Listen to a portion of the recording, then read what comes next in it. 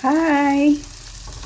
Nagluluto ako ng ampalaya.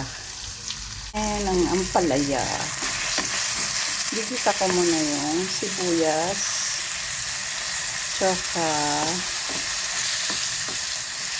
bawang, kamatis.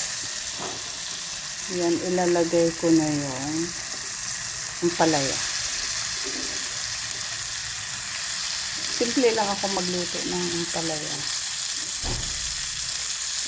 Egg lang yung sahog niya. Ayan.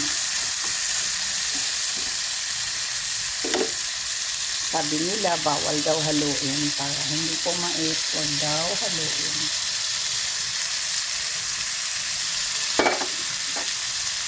Ayan, simple lang. Lagyan ko siya ng paminta.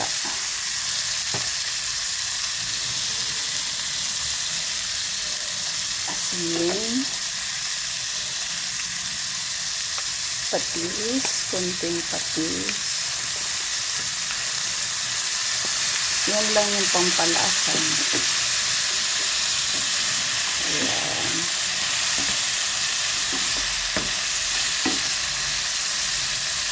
Ayan na. Tapos lalagay ko yung itlog.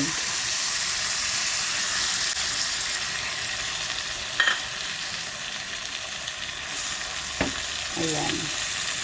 Ganyan lang kasimple. Ganyan lang kasimple magluto ng ginisang ampalaya.